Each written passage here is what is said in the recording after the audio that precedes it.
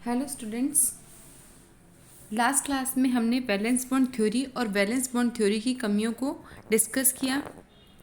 आज हम directional character of covalent bond सहसंयोजक बंध के दिशात्मक गुणों को पढ़ेंगे।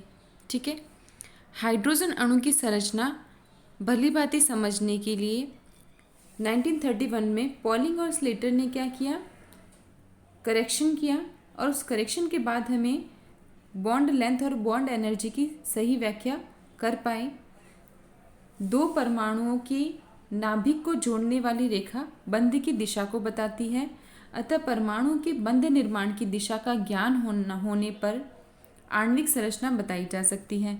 ठीक है, क्योंकि तब आसानी से विभिन्न बंध कोणों की गणना की जा सकती है।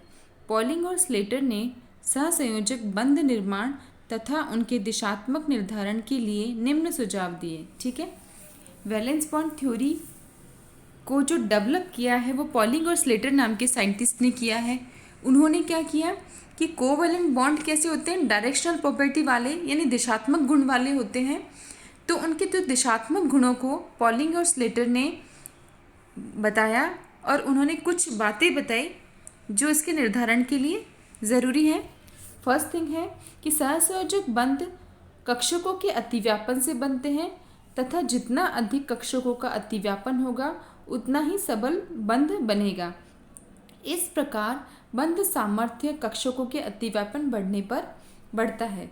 तो पॉलिंग और स्लेटर क्या कहते हैं कि कोवैलेंट बॉन्ड क्या होता है, दो एटम के बीच में इलेक्ट्रॉन की शेयरिंग से कोवैलेंट बॉन्ड बनता है। और कोवैलेंट बॉन्ड कब बनेगा, जब ए एटम का ऑर्बिटल और इस ए एटम के ऑर्बिटल के बीच में जब इलेक्ट्रॉन को क्या होगा, अतिव्यापन होगा, ऑर्बिटल्स का अतिव्यापन होगा, और जितना ज़्यादा ये अतिव्यापन होगा उतना ही बॉन्ड क्या होगा, स्ट्रॉन्ग बनेगा। ठीक है, इसका ऑर्बिटल और इसके ऑर्बिटल के बीच में क्या होगा, अतिव्यापन होगा, और जितना ज़्यादा अतिव्यापन होगा उतना ही क्या होगा, बॉन्ड स्ट्रॉन्ग बनेगा। तो फर्स्ट जो सुझाव दिया पॉलिंग और स्लेटर ने वो क्या था कि मैक्सिमम ओवरलैपिंग और मैक्सिमम बॉन्ड स्ट्रेंथ, जितनी ज़्यादा ओवरलैपिंग, जितना ज़्यादा अतिव्यापन, उतना ही क्या होगा, बॉन्ड उतना ही मजबूत या उतना ही स्ट्रॉन्ग होगा। सेकेंड जो बात उन्होंने बताई कि प्रबलतम बंध बनाने के लिए कक्षक ऐसी दिशा से एक दूसरे की ओर बढ़ते हैं जिससे उनके बीच में जो अतिव्यापन मैक्सिमम हो सके। ठीक है, आप ये भी तो कह सकते हैं ए एटम और ए एटम के बीच में जो ऑर्बिटल है वो ऐसे अतिव्यापन करें। ठीक है, ए एटम और ए एटम के बीच में अतिव्यापन इसी तरह से क्यों होता है, क्योंकि पॉलिंग और स्लेटर क्या कहते हैं, अतिव्यापन उसी दिशा से होगा जहाँ पर क्या होगा, इलेक्ट्रॉन डेंसिटी ज़्यादा होगी और वो अच्छे मैक्सिमम ओवरलैपिंग हो सके। ठीक है, तो जो प्रबलतम बंध बनने के लिए ऐसी दिशा से ऑर्बिटल आते हैं जहाँ उनके बीच में मैक्सिमम ओवरलैपिंग हो सके, मैक्सिमम इलेक्ट्रॉन डेंसिटी हो। ठीक है, तो यहाँ हम देखेंगे कि यदि एक दूसरे के पास में भी आएंगे तो ओवरलैपिंग इतने अच्छे से नहीं हो पाएगी। तो कोई भी एटम ऐसी दिशा चूज़ करता है जहाँ इलेक्ट्रॉन डेंसिटी क्या हो, ज़्यादा हो। ठीक है, जहाँ इलेक्ट्रॉन डेंसिटी ज़्यादा हो ऐसी दिशा से एटम एक दूसरे के पास में आएंगे और ओवरलैपिंग करेंगे तो क्या होगा, बॉन्ड उतना ही क्या होगा, स्ट्रांग होगा। ठीक है, और आप थर्ड जो बात उसने बताई है, किसने, पॉलिंग और स्लेटर ने, वो ये बताई है कि जो जहाँ अतिव्यापन होगा, ठीक है, अतिव्यापन की दिशा ही क्या होगी, बॉन्ड की दिशा, ए एटम और ए एटम के बीच में ऐसे ही बॉन्ड बनेगा जहाँ अतिव्यापन। तो ये क्या है, अतिव्यापन को शो कर रहा है, बॉन्ड को शो कर रहा है, इलेक्ट्रॉन डेंसिटी को शो कर रहा है। ठीक है, अतिव्यापन, electron density, bond, bond length, वो क्या है, ए एटम और ए एटम के बीच में ये जो बॉन्ड है वो शो कर रहा है। ठीक है, तो कौन कौन सी तीन बातें बताई पॉलिंग और स्लेटर ने। फर्स्ट है कि जितना ज़्यादा ओवरलैपिंग होगी उतना ही बॉन्ड स्ट्रॉन्ग बनेगा। ठीक है, जितना ज़्यादा ओवरलैपिंग उतना ही बॉन्ड स्ट्रॉन्ग। और थर्ड थिंग उन्होंने बताई कि जो ऑर्बिटल हैं वो ऐसी दिशा से एक दूसरे के पास में आते हैं बंध बनाने, अतिव्यापन करने के लिए जहाँ इलेक्ट्रॉन डेंसिटी मैक्सिमम हो। ठीक है, थर्ड जो बात बताई उन्होंने ये बताई कि अतिव्यापन की दिशा ही क्या होगी, बंध की दिशा होगी।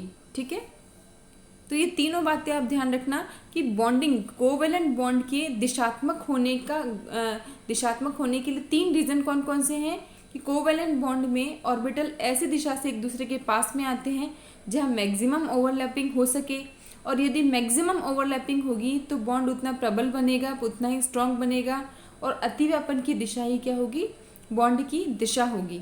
ठीक है।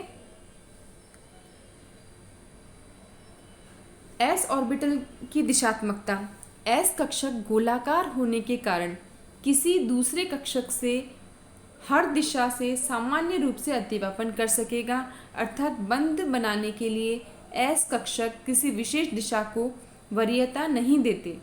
दूसरे शब्दों में एस कक्षक कैसे होते हैं, दिशाहीन होते हैं। ठीक है।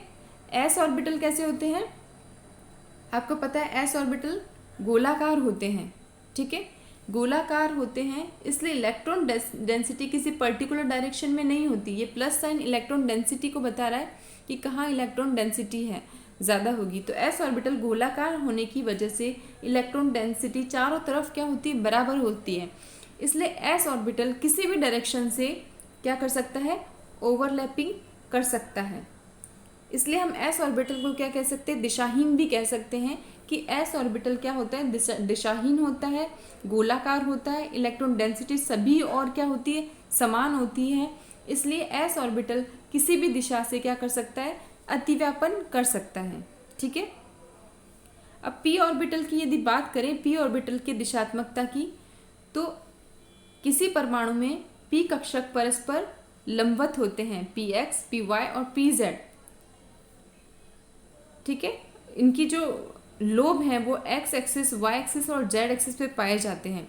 अतः ये कक्षक अपने अपने अक्षों में ही क्या करेंगे, सिग्मा बंध बनाएंगे। उदाहरण के लिए पी एक्स एक्स कक्षक पर ही स्थायी सिग्मा बंध बनाएगा, उसी तरह से पी वाई कक्षक वाई एक्सिस में और पी जेड कक्षक वाई जेड एक्सिस में सिग्मा बॉन्ड बनाएगा। ठीक है।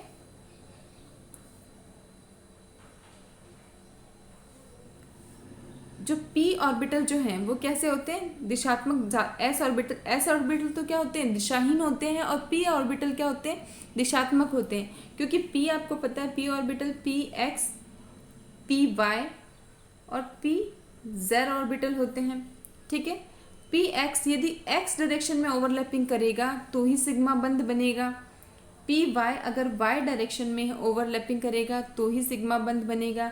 पी जेड अगर जेड एक्सिस में ओवरलैपिंग करेगा तो ही सिग्मा बंध बनेगा। लेकिन पी एक्स यदि वाई डायरेक्शन में करेगा तो सिग्मा बंध नहीं बनेगा।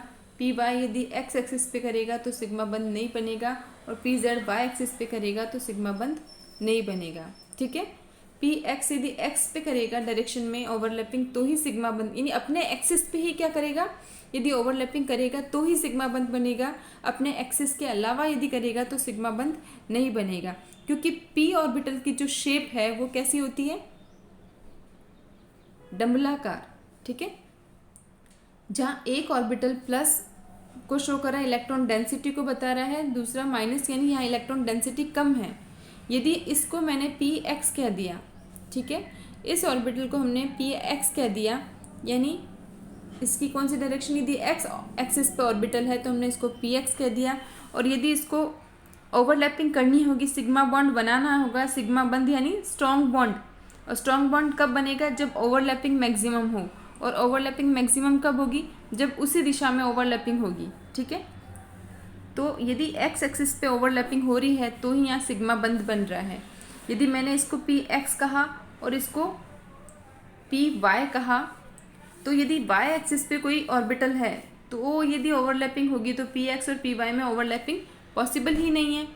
ठीक है। उसी तरह से यदि मैं इस डायरेक्शन को y कह रही हूँ तो इस डायरेक्शन में जो ऑर्बिटल है उसको मैं क्या कहूँगी, पी वाई। और यदि इसको सिग्मा बंध बनाना होगा तो y एक्सिस पे ही बना पाएगा वो सिग्मा बंध। ठीक है। और यदि x एक्सिस पे बनाने की कोशिश करेगा तो यदि ऑर्बिटल को मैं x एक्सिस पे रख दूंगी तो x और y के बीच में ओवरलैपिंग पॉसिबल हो ही नहीं पाएगी और सिग्मा बंध नहीं बन पाएगा। तो आप समझ रहे हैं कि यदि पी वाई ओवरलैपिंग करेगा और उसको सिग्मा बंध बनाना है तो वो अपनी डायरेक्शन में, यदि वाई डायरेक्शन में ही क्या करेगा, वो ओवरलैपिंग करेगा। तो सिग्मा बंध बनने के लिए पी ऑर्बिटल अपने एक्सिस पे ही ओवरलैपिंग करेगा, पी एक्स एक्स एक्सिस पे, पी वाई वाई एक्सिस पे ओवरलैपिंग करेगा और पी जेड जेड एक्सिस पे ओवरलैपिंग करेगा। ठीक है।